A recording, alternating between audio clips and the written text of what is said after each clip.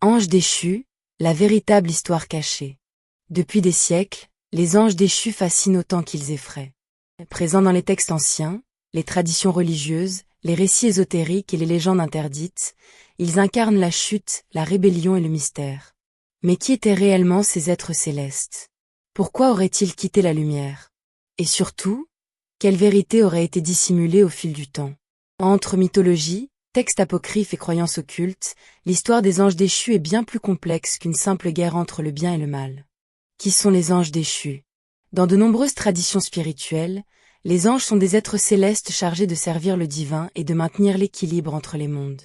Pourtant, certains d'entre eux auraient défié l'ordre sacré. Les anges déchus seraient donc des entités autrefois lumineuses ayant perdu leur place dans les sphères célestes à cause d'une transgression, d'un orgueil ou d'un désir interdit. Le récit le plus célèbre est celui de Lucifer, souvent présenté comme le plus beau et le plus puissant des anges avant sa chute.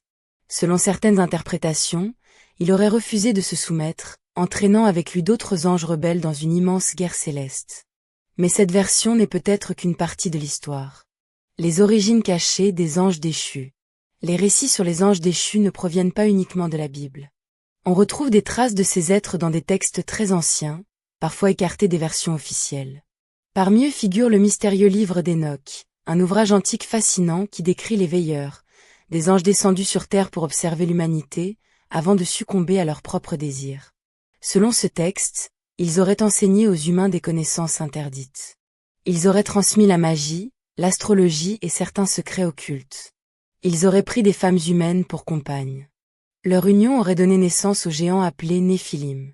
Ces révélations furent considérées comme dangereuses par certaines autorités religieuses, ce qui expliquerait pourquoi ces écrits furent longtemps cachés ou interdits. Les veilleurs, les premiers rebelles. Contrairement à l'image démoniaque souvent associée aux anges déchus, les veilleurs apparaissent parfois comme des êtres ambigus. Ils auraient apporté la connaissance des plantes, les secrets des étoiles, les arts métallurgiques, certaines pratiques spirituelles anciennes. Mais ces savoirs auraient également entraîné chaos, guerre et corruption. Dans plusieurs traditions ésotériques, les anges déchus ne seraient donc pas uniquement des créatures maléfiques, mais des transmetteurs de connaissances interdites, punis pour avoir franchi une limite sacrée.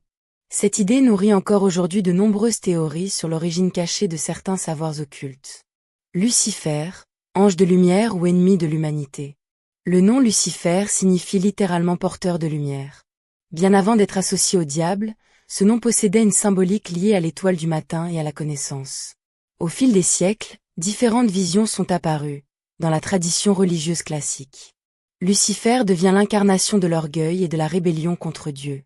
Dans certaines traditions ésotériques, il symbolise la connaissance cachée, la liberté spirituelle, la révolte contre l'autorité divine. Cette dualité explique pourquoi le personnage de Lucifer demeure l'une des figures les plus controversées de l'histoire spirituelle. Les Néphilim, les enfants interdits.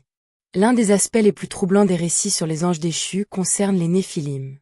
Décrits comme des êtres gigantesques et puissants, ils seraient nés de l'union entre les anges déchus et les humaines.